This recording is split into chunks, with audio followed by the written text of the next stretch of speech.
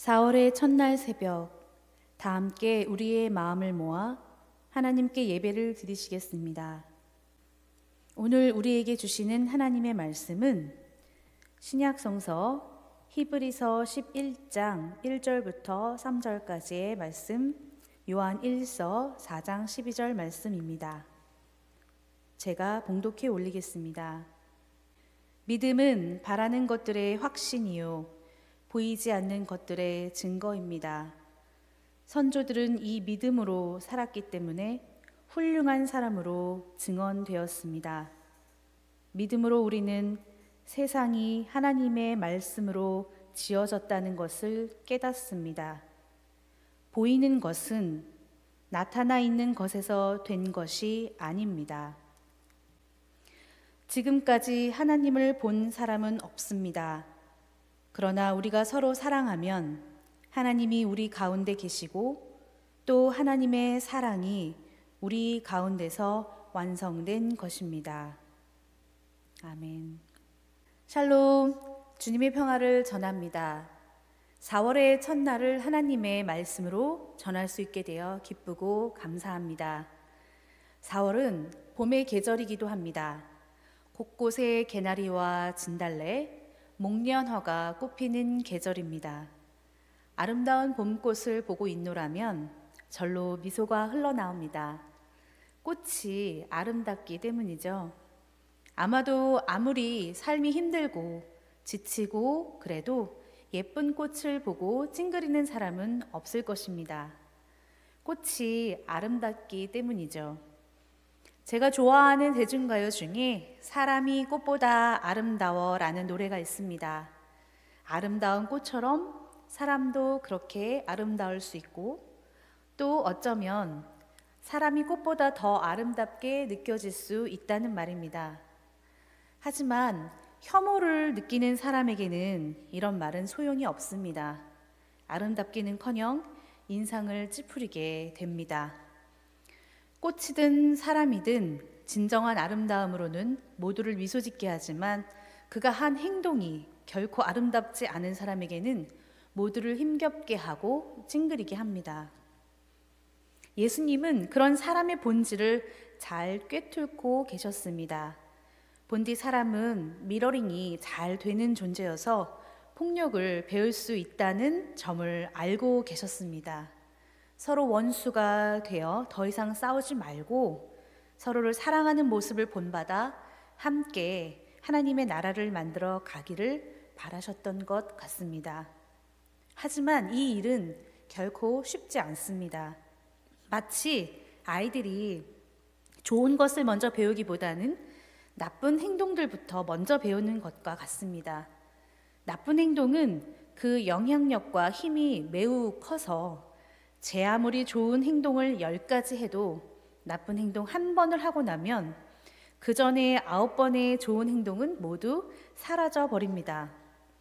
아무리 좋은 호평을 받는 사람이 있어도 그가 한 악한 행동 1번이면 이미 많은 사람들의 마음에는 그 사람에 대한 좋은 모습보다는 나쁘게 기억되는 것과 비슷합니다. 하지만 좋은 모습과 행동은 그냥 나오지 않습니다. 마음에 따라 자연스럽게 표정도 행동도 달라지기 때문입니다. 여러분은 지금 어떤 마음으로 살고 계시나요? 즐겁게 살고 계실까요? 아니면 지치고 힘겹게 살고 계신가요? 저는 성도님들 모두가 진정으로 행복하셨으면 좋겠습니다. 꼭 그렇게 되시기를 주님의 이름으로 축원드립니다. 누구나 다 행복을 추구하며 삽니다. 행복하게 살고 싶지 않은 사람은 아무도 없을 것입니다. 그래서 사람들은 저마다 자신이 행복할 수 있는 방법을 만들고 또 노력하며 삽니다. 그럼 어떻게 살아야 진정으로 행복하게 사는 것일까요? 저는 그 답을 성경을 통해 느꼈고 또 배웠습니다. 바로 그렇게 살았던 믿음의 사람들을 통해서입니다. 성경에는 많은 믿음의 사람들이 나옵니다. 믿음의 조상이라고 말하는 아브라함부터 예수님의 사랑받는 제자였다던 요한까지 정말 수많은 사람들이 믿음으로 살았다고 성경은 증언하고 있습니다.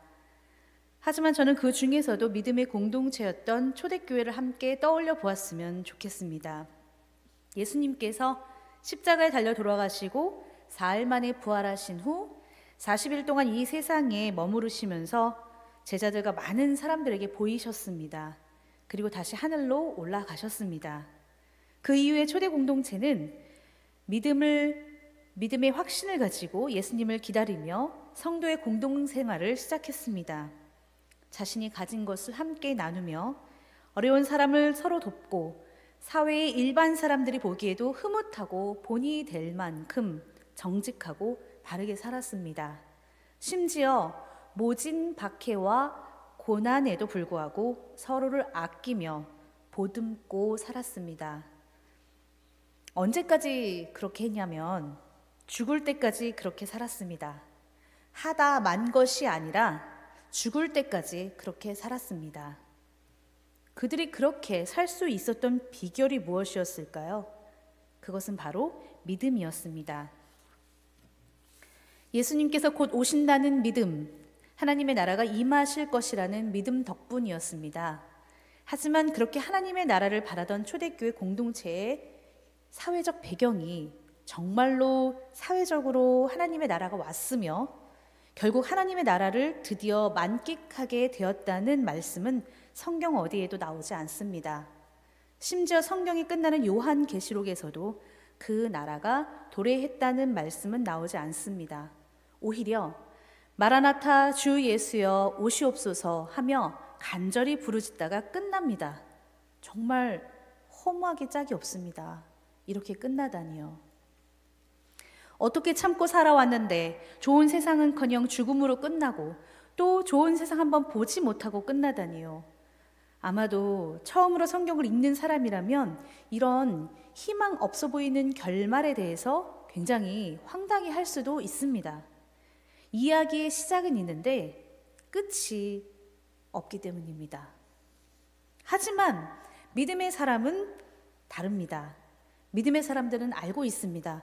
그것이 끝이 아니라는 사실을요. 그리고 2000년이 지난 지금까지도 우리는 기다리고 있습니다. 무엇으로요? 믿음으로요.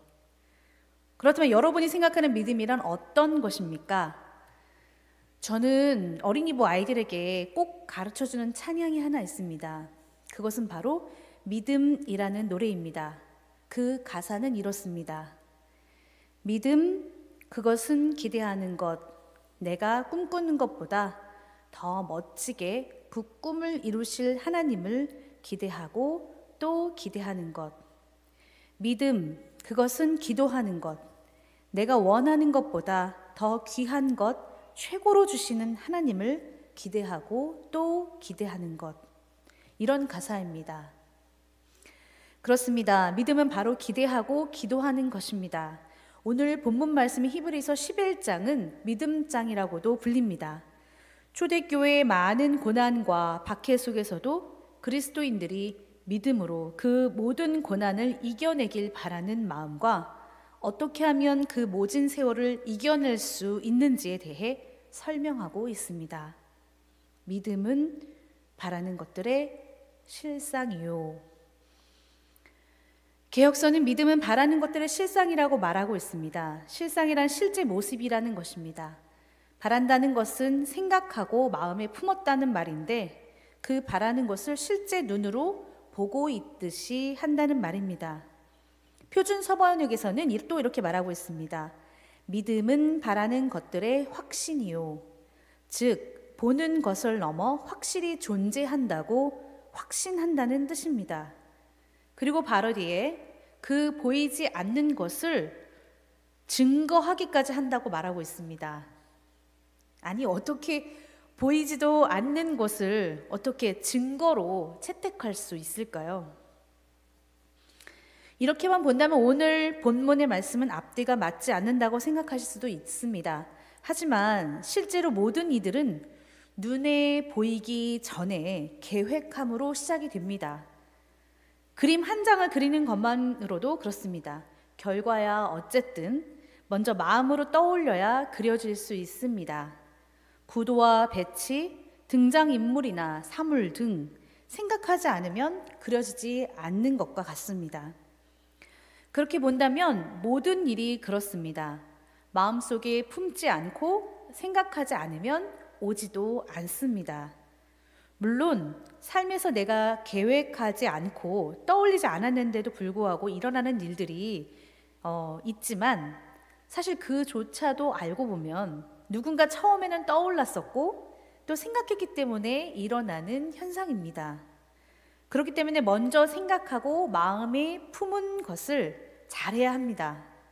좋은 생각과 좋은 마음을 품으면 좋은 것들이 오고 나쁜 생각과 나쁜 마음을 품으면 나쁜 것이 오게 마련입니다. 저는 얼마 전 제가 운영하고 있는 평화교육센터 평화의 뚜비뚜바의 그림 전시회를 마쳤습니다. 성도님들 중에 보신 분들도 아마 계실 것입니다.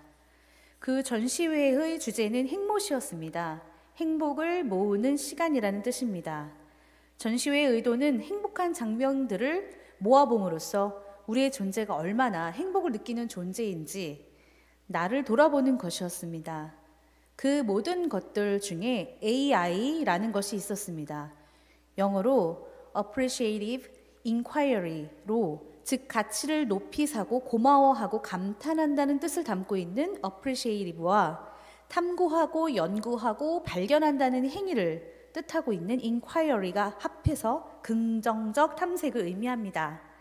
이런 긍정적 탐색은 일반 사회 문제 해결에서도 유용하게 사용되지만 평화교육에서는 특히 갈등 상황에 있을 때 아주 효과적이고 유용하게 사용되고 있습니다. 두 갈등 당사자 간에 갈등 이전에 행복했던 기억을 떠올림으로써 그 힘을 통해 갈등 이후의 긍정적인 미래를 그린다는 것입니다. 여기에서 현재의 고통이나 갈등 상황은 큰 문제가 되지 않습니다. 오히려 현재의 그런 고통이나 갈등이 곧 전환될 것이며 오히려 관계를 발전시킬 수 있는 배움의 기회까지 된다는 것입니다. 그러니 갈등과 문제는 더 이상 삶의 큰 비중을 차지하지 않게 됩니다. 곧 지나가게 된다는 말씀입니다. 마치 솔로몬이 이 또한 지나간다 라며 모든 것은 다 지나간다고 말했던 진리와도 같습니다. 저는 초대교회 공동체가 이것을 정확히 알고 있었다고 생각합니다. 아마도 긍정적 탐색을 공동체에 적용한다면 그것이 곧 초대교회의 모습이 아니었나 싶습니다. 부정과 부패, 오랜 식민지 생활, 사회적 약자가 늘어나고 빈부격차가 심했던 초대교회의 상황이야말로 이 믿음의 사람들은 이 긍정적 탐색이 꼭 필요하지 않았었나 싶습니다. 그래서 그것을 삶에서 늘 활용하면서 바라는 자신들의 하나님의 나라가 마치 지금 곧 일어날 것이라는 확신으로 살아가지 않았나 싶습니다. 그렇다면 서울제일교회 여러분, 우리는 어떤 모습으로 살아가야 할까요?